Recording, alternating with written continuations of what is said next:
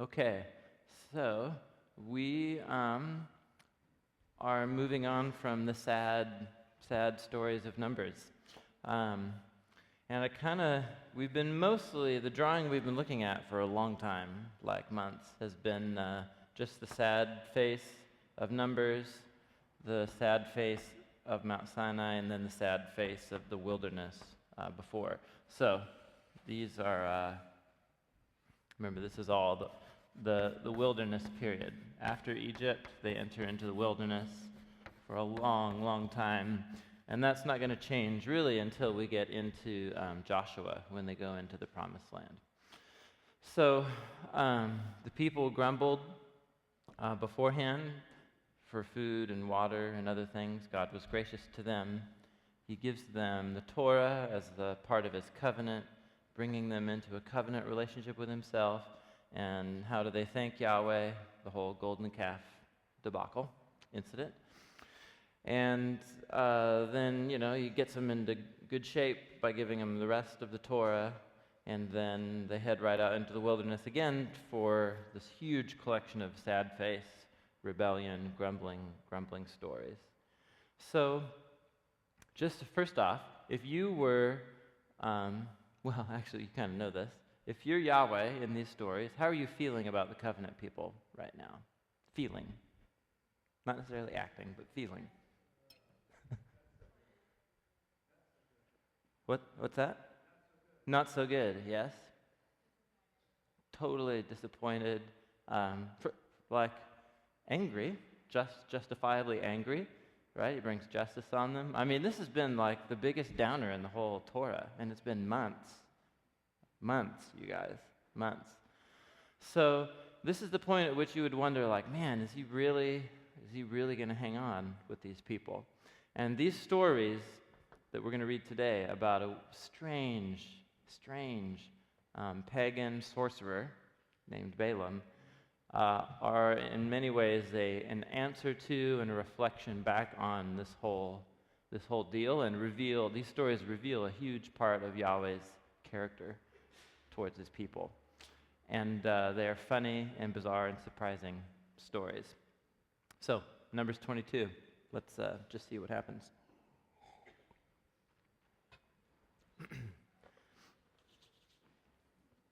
Oh yeah, I need to put the map up there.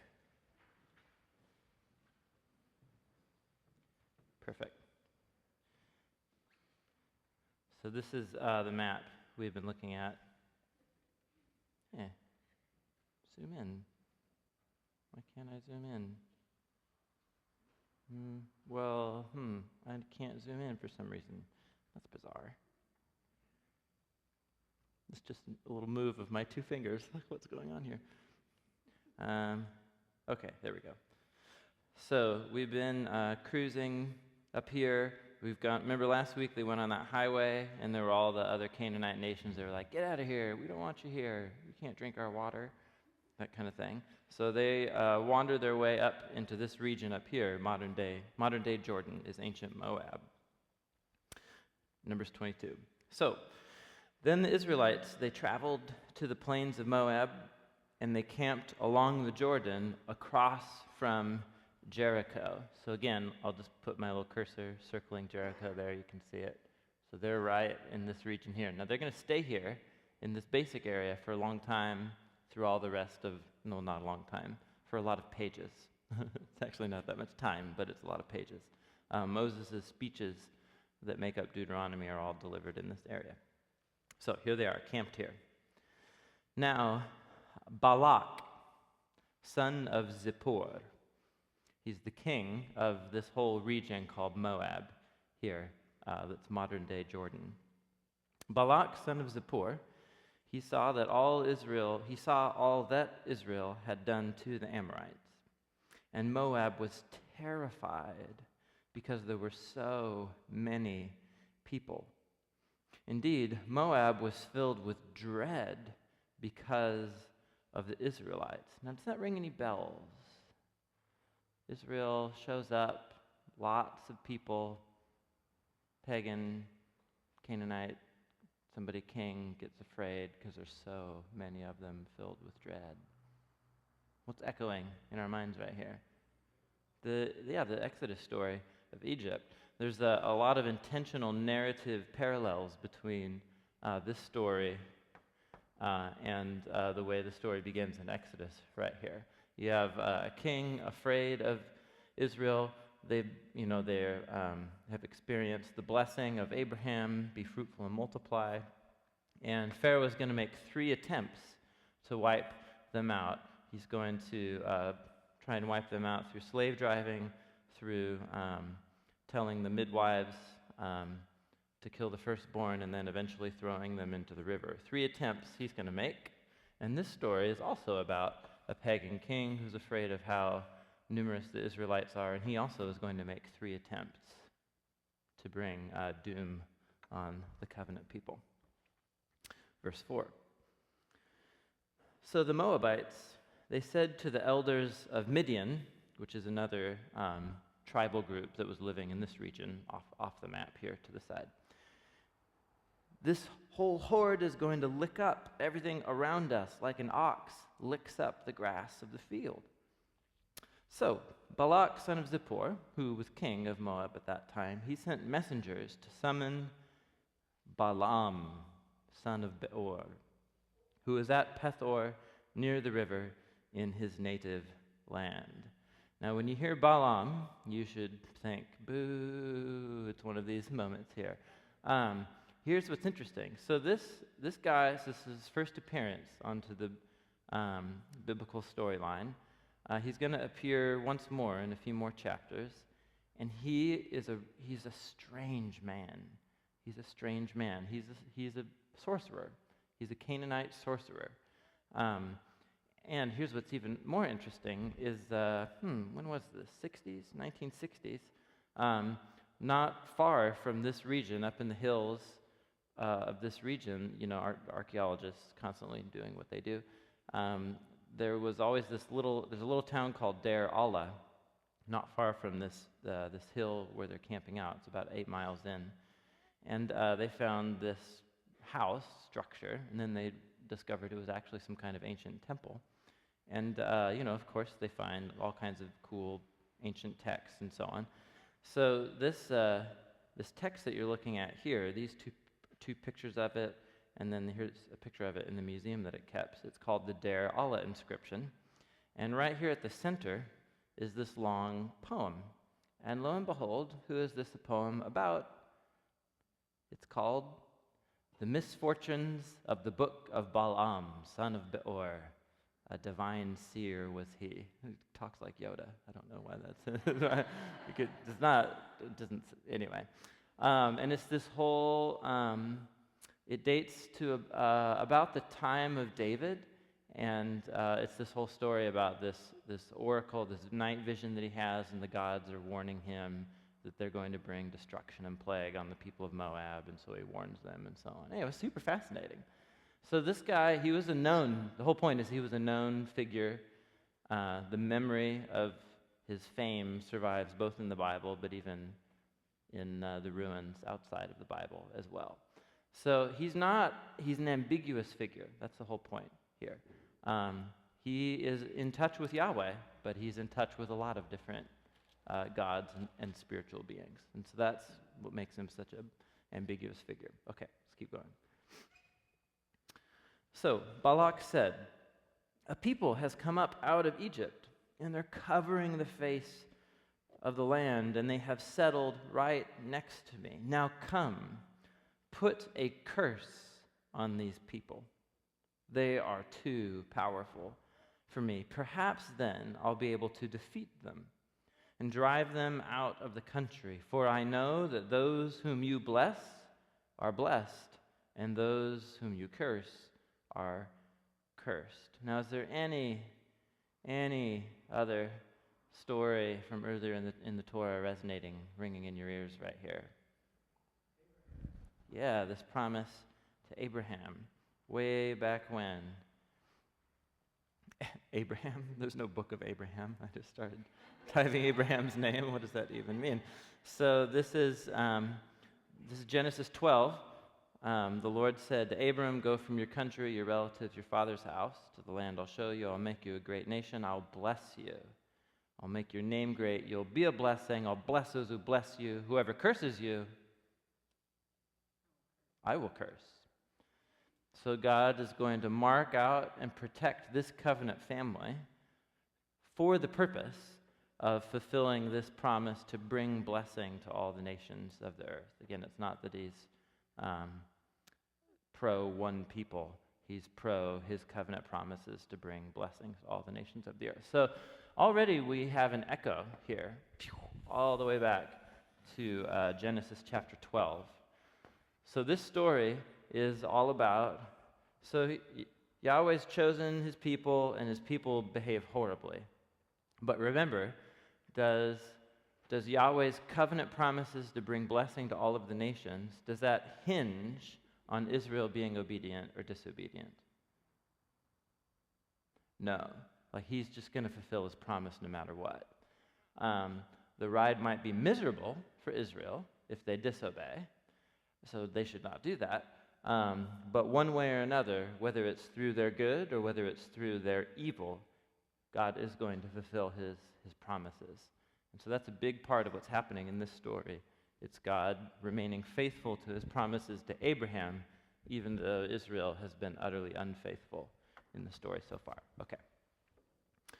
Verse 7. So the elders of Moab and Midian left, taking with them their fee for divination. Big bucks in the sorcery business. Big money here. When they came to Balaam, they told him what Balak said. Spend the night here, Balaam said to them, and I'll bring you back the answer that Yahweh gives me. It's just, there's no explanation given for how he knows about Yahweh. There's no explanation given for, does he think Yahweh is the best or something like that? There's just no, he's just a pagan sorcerer. And Yahweh is one among the many gods that he gets in touch with for a handsome price. So the Moabite princes stayed with him.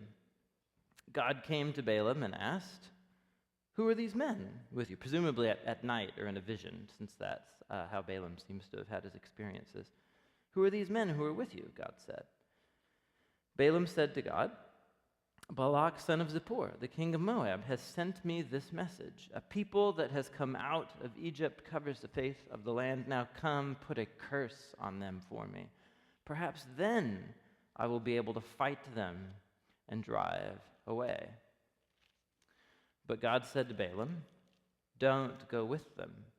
You must not put a curse on those people because they are blessed. Now just stop, think through the months that we just spent right here, and just, what?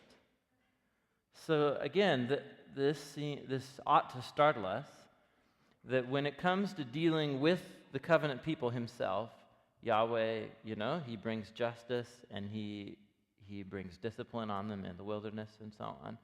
But when it comes to Israel's role in bringing about blessing to the nations as the birth family of the Messiah and so on, he gets really protective of his covenant plan. Does that make sense? The covenant plan to bring the Messiah is really a big deal, and so they are blessed. You wouldn't know that from reading these stories here, but that's kind of the deal. I suppose it would be like if Roman's super crabby and being super disobedient all day long, but then if we go to the playground and somebody gangs up on him, that's it. You know what I mean? It doesn't matter if he's been crabby all day long. I'm going to step in and protect my boy. I don't know. you get the point. You get the point. Except Roman is not going to give birth to the Messiah. That's kind of a little bit different of an analogy there. So anyway, maybe that's a bad analogy. Verse 13. The next morning, Balaam got up, and he said to Balak's princes, go back to your own country. Yahweh's refused to let me go with you. So the Moabite princes, they returned to Balak, and they said, wow, Balaam, he refused to come with us. Then Balak sent other princes, more numerous and more distinguished than the first.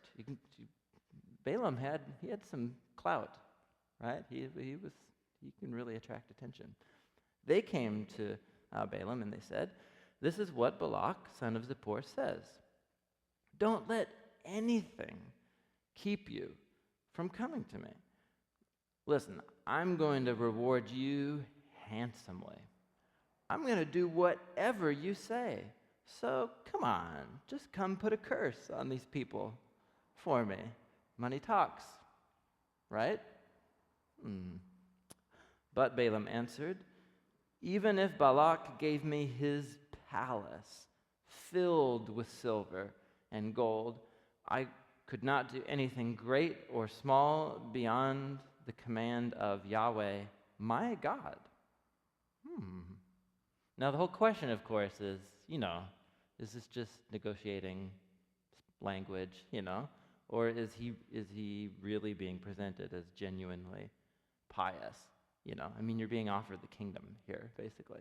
So, and as we'll see from next week, he's a character with extremely sly, mixed motives. But the story doesn't tell us one way or another if he's genuine or not here. He says, "Now stay here tonight, just like all the others did, and I'll find out what else Yahweh will tell me." That night, God came to Balaam and said, "Since these men have come to summon you, go with them, but do only what I tell you." So Balaam got up in the morning, he saddled his donkey, and he went with the princes of Moab. Verse 22, and God was angry as he went, and the angel of Yahweh stood in the road to oppose him. Did you catch that? What just happened? Yeah, what just happened? Yeah, something happened. I just want you to pay attention that something happened, at least. Something is very bizarre here. God said, "Go with them, but do only what I tell you." Balaam got up in the morning, he goes, and then all of a sudden, God's angry at him. Now, I'm just curious, the NIV, I think, correctly has, God was angry with him as he went, or when he went. Other translations? I know there's some others. Because he went, yes. Now that really creates a problem, doesn't it? Because we just told him to go, and now he's told them he's angry that he went. So I recognize this is a problem. Just so you know, the stacks of Numbers commentaries that I have upstairs have a different view for every commentary that I have a stack of, by the way. So one very long-standing explanation is that what we're looking at here is a little literary theme in the story. The way that the biblical authors went about making their books was not just by writing at whole cloth, but by adopting materials that were pre-existing and weaving them into new wholes. And so if you look at verse 21, Balaam got up in the morning, he saddled his donkey, and he went with the princes of Moab. Let's see. Yes, he went with the princes of Moab. Go down to verse 35. The angel of the Lord said to Balaam, "Go with the men, but speak only what I tell you." Exactly what Yahweh told him before. So Balaam went with the princes of Balak. You're like, well, yes, he did that a long time ago, right? So what some people think is actually that verse 21 originally continued with verse 35, and that this story about the talking donkey, which is precisely what's between those two sections, is a little quilt piece that the author has sewn into the story. And what we're seeing in this little surface tension in the story is actually a little bit of literary seam, a place where the sewing of the two stories came together. Does that make sense? So kind of like, I don't know, like on my sweatshirt, you can see the two cloths, and then you can see they've been woven together, and so it's a little surface tension in the story. That's a very prominent explanation. I think it's compelling for a number of reasons. The other one that is also, I think, compelling is that the verb used, when he went, I think there's the phrase when he went could be translated two ways. It's a present tense action. In other words, the narrative's not continuing. It's saying Balaam got up to go, and as he was going, God got angry with him. Well, what happened? What happened inside of Balaam that God got angry with him? The story doesn't tell you, but as we're going to see as we go on in the story, there's something funky about Balaam's motives that Yahweh thinks he needs to confront. So I don't know the answer to this question, but those are the two main explanations. We're looking at a literary theme, like on my sweatshirt, or that something that the narrative isn't telling us happened inside of Balaam, and you have to keep reading to figure it out. Moving on.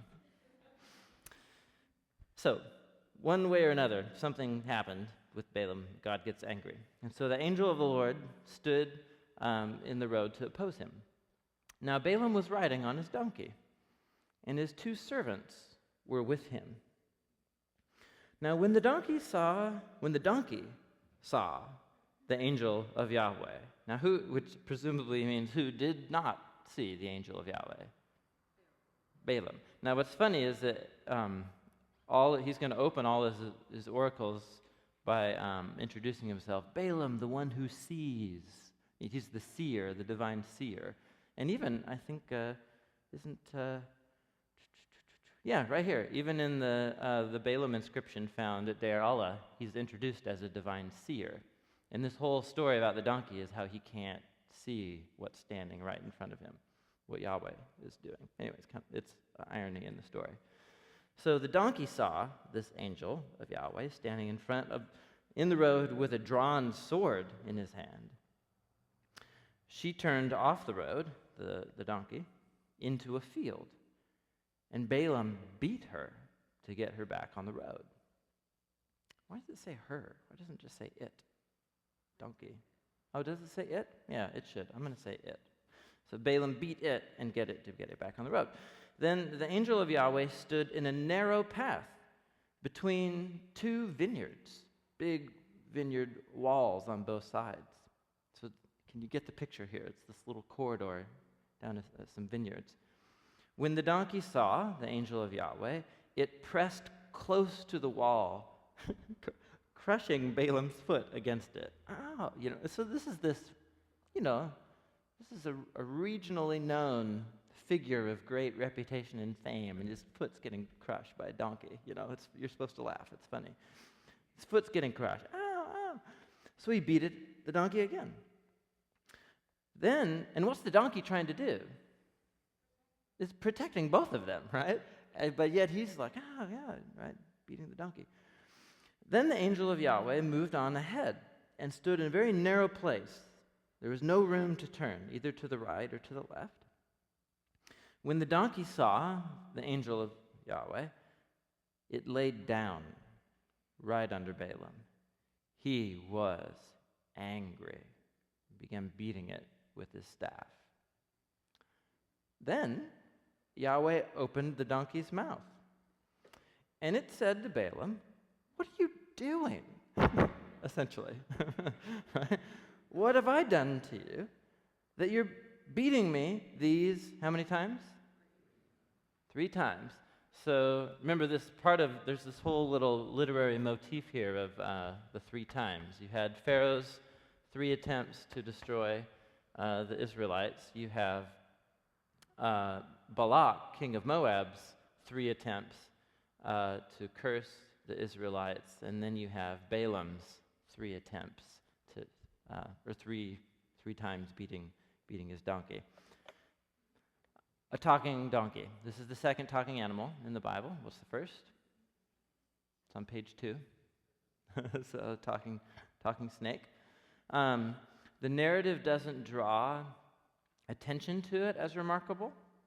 Balaam doesn't even apparently think it's that remarkable because he has a conversation with this animal. Is this connected to Balaam's role as a sorcerer, and so strange stories about this man and his adventures, are not to be surprising because he was a mysterious seer who heard and interacted with divine forces and so on. So the whole point is that the story is just deal with it. Just deal with it. You know what I mean? So I don't want to, well, I'll just speak personally. Like, these are stories that are just like, wow, that's remarkable. Don't do what C.S. Lewis rightly accuses many Westerners of when we read ancient texts. We assume ancient people were more stupid and more primitive than we are because we have dental technology and smartphones or something. And so talking animals are remarkable no matter what century you live in, right? And so it's not like, oh, of course they believe this. This is 2,000 years ago. Like, no, dude, this is remarkable. This is very strange, and he's a very odd man. So I don't want to, I just want to leave you with that. I don't have any explanation for it except that remarkable things happen around this man. There you go. Balaam engages this donkey in conversation. You made a fool of me. Listen, if I had a sword in my hand, I'd kill you right now, of course. Who doesn't have a sword in their hand? Who does have a sword in their hand? And who's trying to save him from the sword? You get the irony of the story. You're supposed to laugh. The donkey then said to Balaam, listen, I'm your donkey. I'm your donkey. You've always ridden to this day. Have I been in the habit of doing this to you?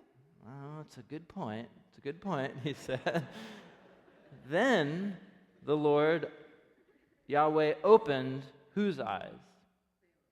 Balaam's eyes. Then he saw the angel of Yahweh standing in the road with his sword drawn.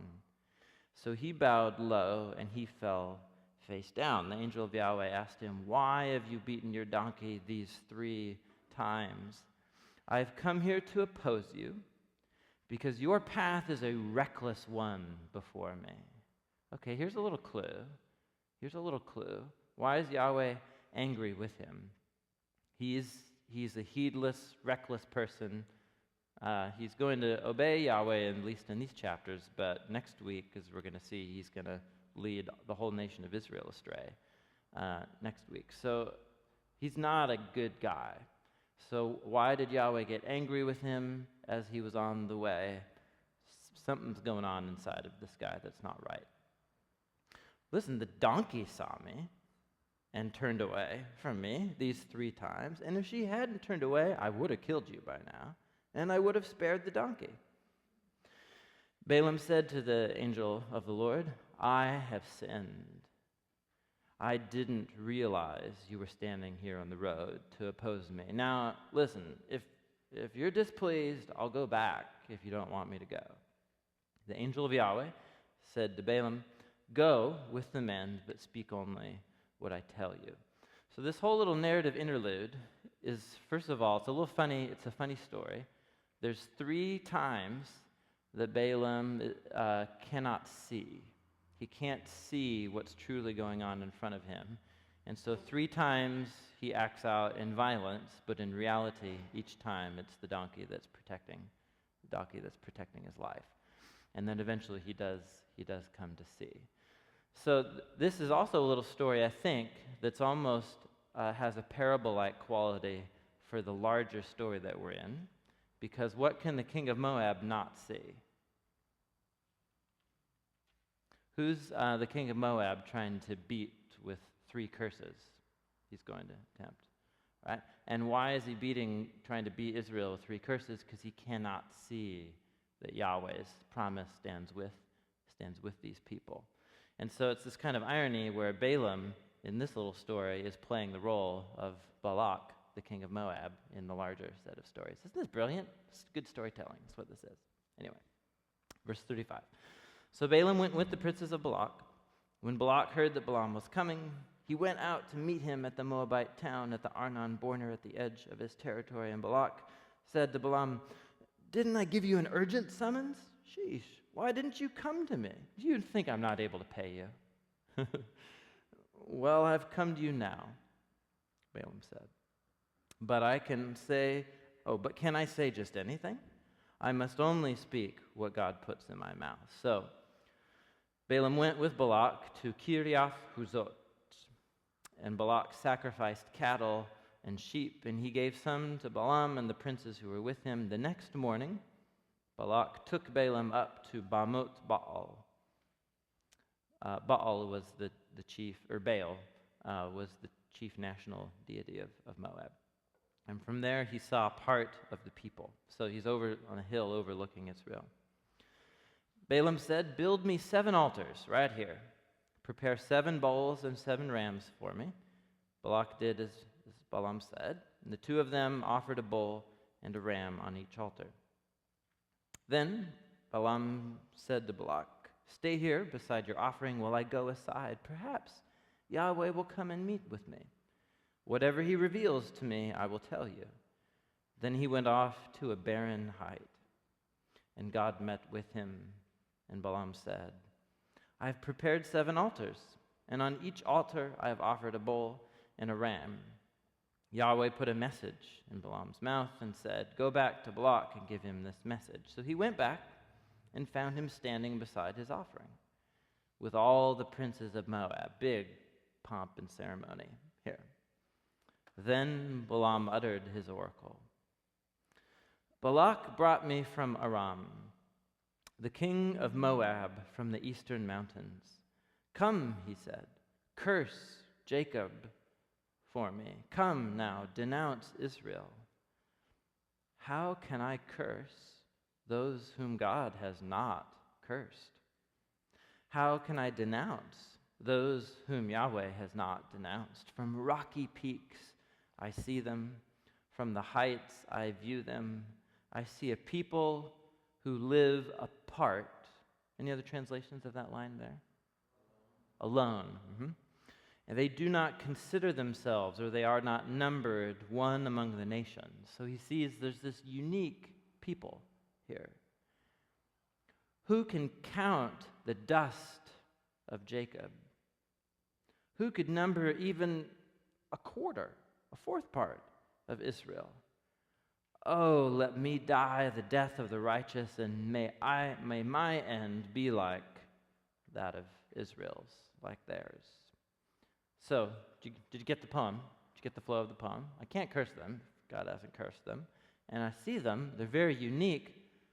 And then it's like there's something special, unique here about what God's doing here with these people. Oh, man, may my end be like theirs. Verse 11, Balak said to Balaam, "What have you done to me? I brought you to curse my enemies. You've done nothing but bless them." You can just see Genesis 12, right? Just dripping off the page, right? He answered, "Well, don't I have to speak what Yahweh puts in my mouth?" Balak said to him, "Well, let's come to another place where you can see them. You'll only see a part of them, but not all of them. And from there, curse them for me." So he took them to the field of Zophim on the top of Pisgah, and there he built 7 more altars. And he offered a bull and a ram on each altar. Balaam said to Balak, "Okay, stay here beside your offering while I meet with him over there." Yahweh met with Balaam, put a message in his mouth, and said, "Go back to Balak and give him this message." So he went to him and found him standing beside his offering with the princes of Moab, and Balak asked him, What did Yahweh say?" Then he uttered his oracle. "Arise, Balak, and listen.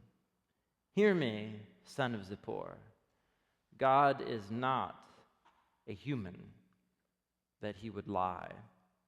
He's not a son of man," which is a Hebrew poetic way of saying human, "that he should change his mind. Is he going to speak and then not act? Is he going to promise and then not fulfill? I have received a command to bless. He has blessed, and I cannot change it." Now, of course, in the story right now that we're in, this is the same theme of, God's blessing them. But just stop and think back over these chapters. So, will God go back on his promise to Abraham? Can even Israel's covenant failure and faithlessness cause Yahweh to go back on his promise to bless all the nations through them? It cannot. It cannot. So these words also become this reflective commentary on all that's come before. Verse 21, "No misfortune is seen in Jacob, no misery observed in Israel." really? Really? Isn't that interesting? Well, fine. Yeah. So again, as I reflect back, like Roman is being super jerk mode, whatever, at home, but we get to the playground and other kids are threatening him, like I'm gonna step in. Yahweh, their God, is with them. The shout of a king is among them. Yahweh is their king. He's with them. God brought them out of Egypt. They have the strength of a wild ox, or some of your translations have. God is for them like the horns of a wild ox. Think a big bull with big horns. That's the image here. There is no sorcery against Jacob, no divination against Israel. It will now be said of Jacob and of Israel, look what God has done. These people, they rise like a lioness. They rouse themselves like a lion that does not rest until he devours his prey and drinks the blood of its victims. Not good news. Not good news. It's like a ravenous lion. That's who these people are. Balak said to Balaam, well, don't curse them at all, nor bless them at all. And Balaam answered, what? Didn't I tell you? I have to do whatever Yahweh says. Then Balak said to Balaam, that was the second time. What do we come up on? Third time. Come, let me take you to another place. Perhaps it'll please God to let you curse them for me from over there. Balak took Balaam to the top of Peor, and he overlooked the wasteland. Balaam said, build me 7 altars, prepare 7 bulls, 7 rams. Balak did as Balaam had said. He offered a bull and a ram on each altar.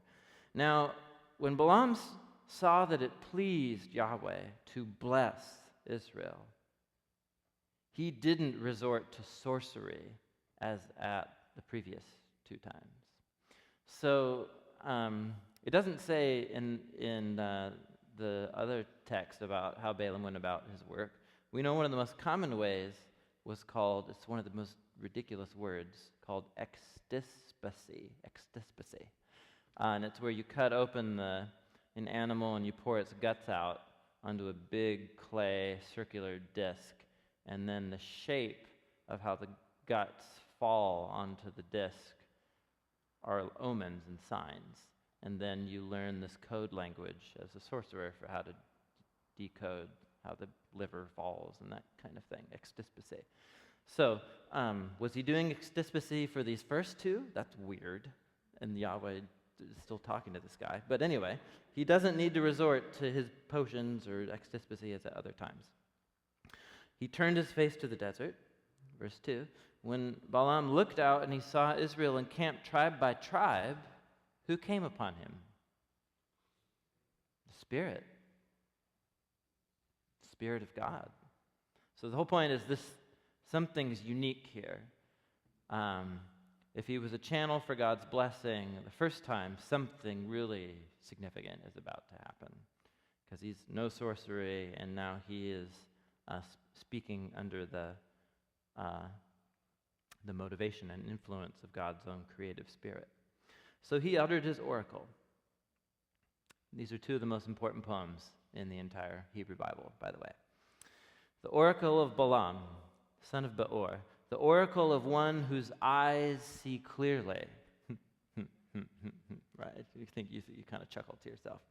The oracle of one who hears the words of God, who sees a vision of the Almighty, who falls prostrate, whose eyes are opened.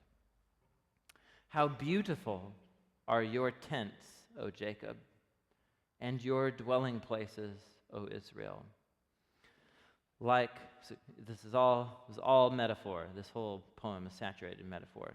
So you have the tents. Here's Israel camped with tents.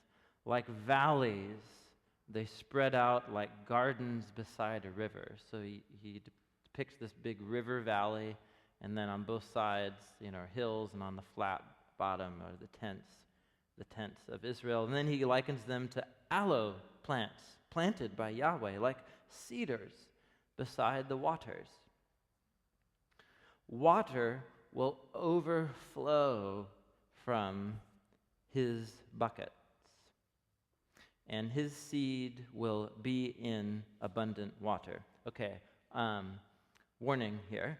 This little poem here is extremely dense Hebrew and uses a lot of very strange and unusual words, and our English translations are going to differ a lot here. And it's mostly because the Hebrew poetry is extremely difficult.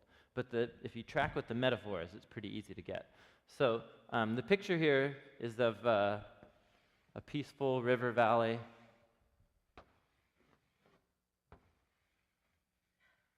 Come on, how's that, right? That's a nice river valley, right? And it goes around the corner there. And so you have all the camps and the tents here, but then they're likened to trees.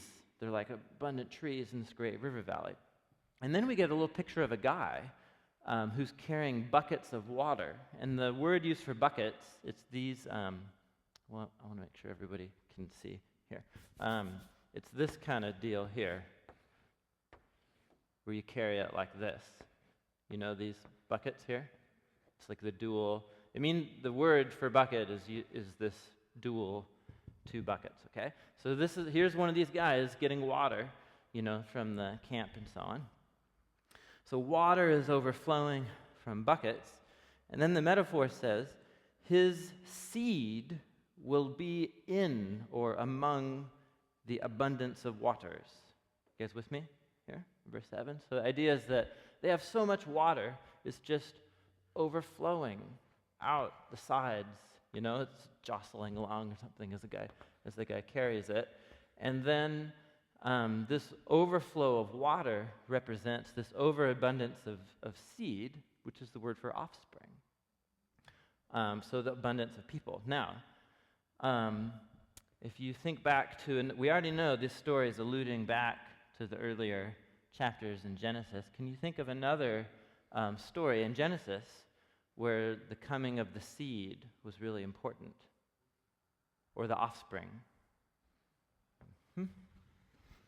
Even back for Abraham, Genesis 3, the seed of the woman coming to crush the head of the snake. So we're blessing, it's all coming together here.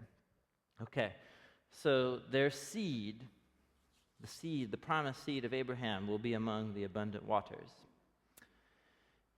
His king will be greater than, and what do we have there? Greater than who? Agag. Agag.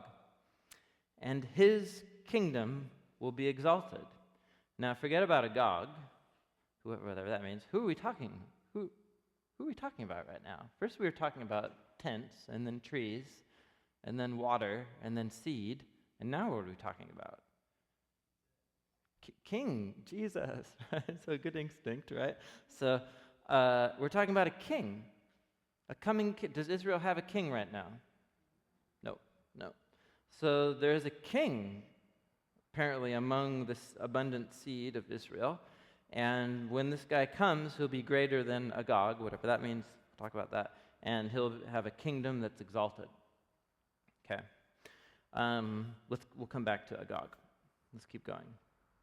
God brings him out of Egypt.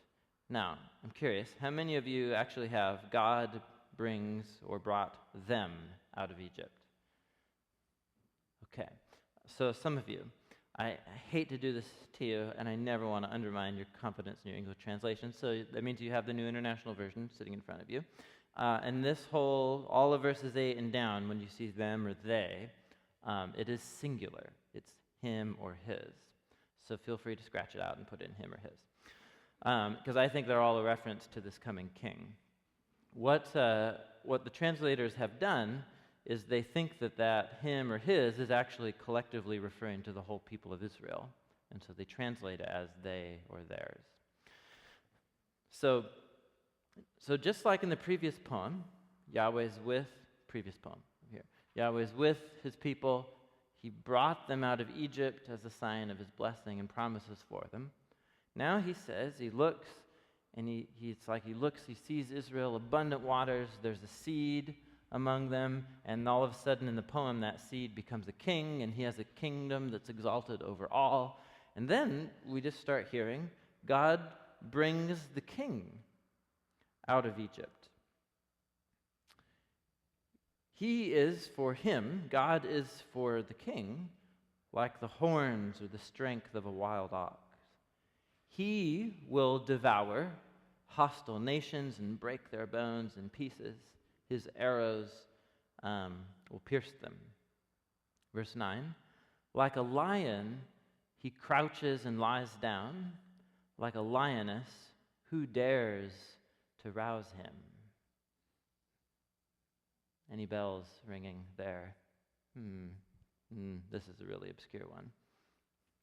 It's also another poem in Genesis. That little line right there about the lion. You remember at the end of Genesis, there was a poem. Actually, here, it's Genesis chapter 49. Jacob summoned his 12 sons and said, "Assemble everybody, that I may tell you what's going to happen to you in the days to come." Or in some translations, in the, come on, ESV, NRSV. Oh, nobody does it literally. Literally, oh wait, there's a little footnote. At the end of days is what it says in Hebrew. And he goes on to give these promises to all of the sons. Son number 4 is Judah. Judah, your brothers will praise you. Your hand will be on the neck of your enemies. Your father's sons will bow down to you. Judah is like a lion's whelp. From the prey of my son you have gone up. He crouches, he lies down like a lion. Like a lion, who dares rouse him up? It's identical. Balaam is apparently uttering the same exact line of poetry said of Judah. Now, here's what's significant here about this connection, is what's the very next line of the promise to Judah?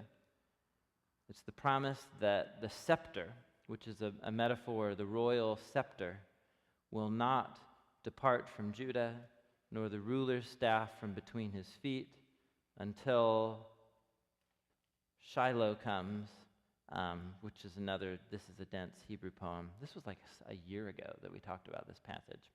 Anyway, I think the NIV's got it right here when they say, until he comes to whom it belongs, and the obedience of the nations will be his. In other words, Jacob is seeing down the line that from the line of Judah will come a ruler who will have a scepter. Judah will be the royal line until this king comes to whom that scepter truly belongs. And when he comes, all the nations will give their obedience to this king. Come on, come on. And so, Balaam is talking about how among the abundant seed of Israel, a king is coming whose kingdom will be exalted. And then he just straight up quotes a line from Genesis 49. Now, did Balaam say that line? Is this the author of the Pentateuch attaching a little sticky note saying, "Dear reader, remember this king that he's talking about is exactly the same line, it's the same guy as Genesis 49." I kind of think that line that is true, but whichever view, it doesn't matter. Then look at the next line. May those who bless you be blessed, and may those who curse you be cursed. Where does that come from? Yeah, it's just straight up quotation from Genesis chapter 12. And then Balak's anger burned against Balaam. Wouldn't yours too? Because you've now said that this people is unique, set apart among the nations. Yahweh is going to bless them, and actually a king is going to arise from this line. And then we have these two little comments that link the king that we've just learned about to the promise of Abraham, to the seed crushing the serpent, and to the king coming from the line of Judah, whose kingdom will be over all nations. What? Come on. It's too good. And it gets even better. Balak's anger burned against Balaam. He struck his hands together and said to him, "I've summoned you to curse my enemies, but you have blessed them these 3 times. Now leave, go home. I said I would reward you handsomely, but Yahweh has kept you from being rewarded." Balaam answered Balak, "Didn't I tell the messengers you sent me, even if Balak gave me his whole palace filled with silver and gold, I couldn't do anything of my own accord, good or bad, beyond the command of Yahweh. I must say only what Yahweh says. Now, I'm going back to my people, but come, let me warn you of what this people will do to your people in the days to come. Or you might have a little footnote that says literally in the end of days. Another curious little connection to Jacob's words in Genesis 49. And then this one comes right out of the gates. He uttered his oracle. Notice, is he being paid for this one? Is he being asked to give this one? No. The oracle of Balaam, son of Beor, the oracle of one whose eyes see clearly, chuckle, chuckle, the oracle of one who hears the words of God, who has knowledge from the Most High, who sees a vision from the Almighty, who falls prostrate, whose eyes are opened. It's a long introduction. I see him, but not right now. I behold him, but he's not near.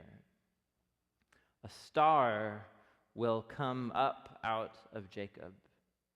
A scepter will rise out of Israel. Scepter is a poetic metaphor for king.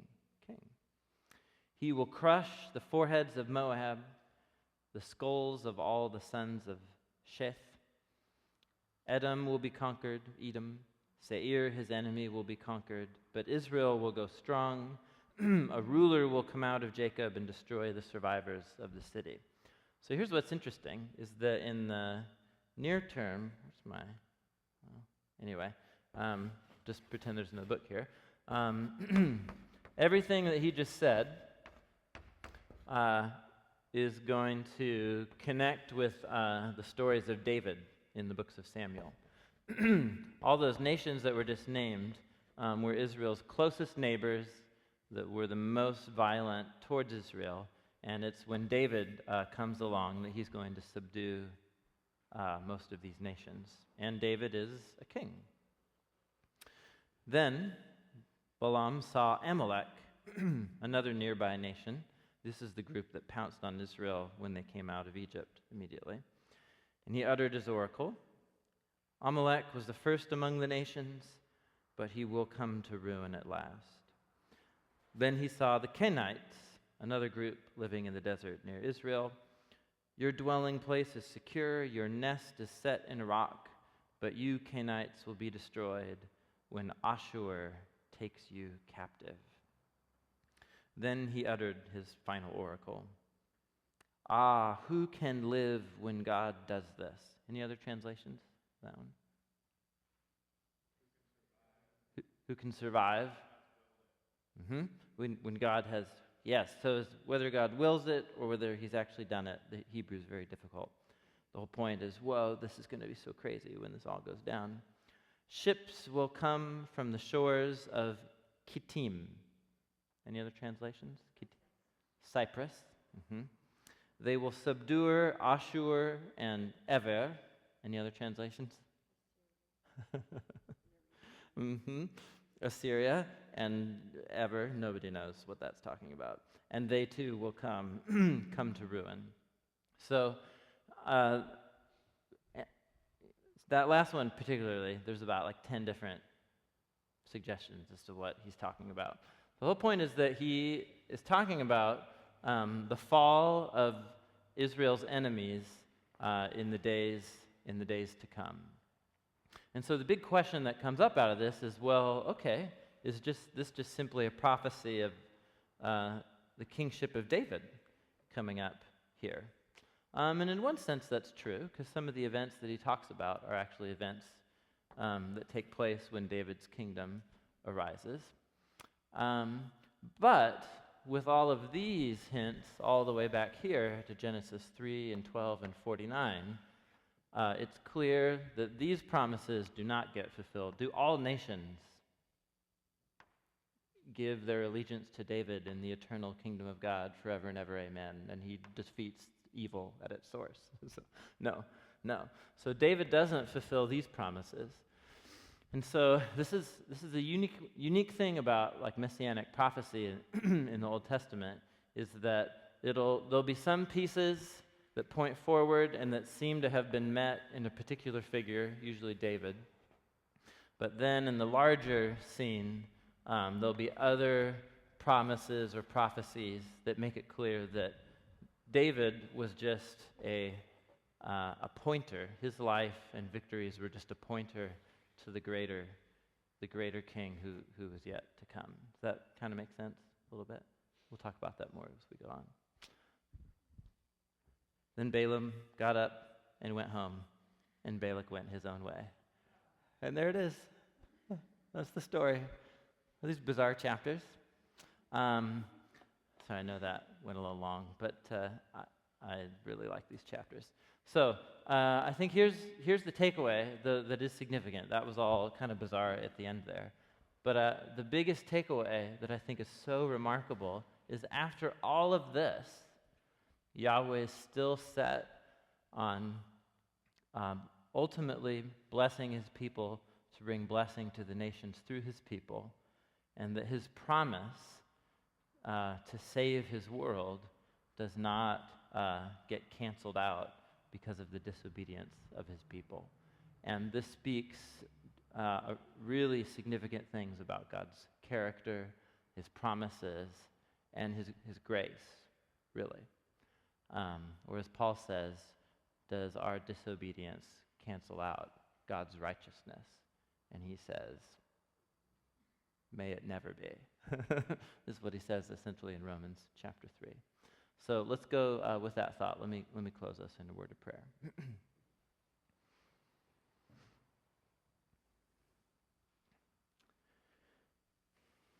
Thank you for the gift of the Scriptures. Father, thank you that they remind us that we are small people living at one place and one time, and what you are doing in our world spans the lifetime of nations and families and millennia. Thank you for Jesus, the one in whom you have crushed the head of evil. Help us to live in light of that reality today, and to remember that your promise to us is certain in Jesus. So we thank you for him. We want to direct our attention towards him as we go from here today. So we pray in the name of Jesus. Amen. Amen. Good stuff. See you guys next week.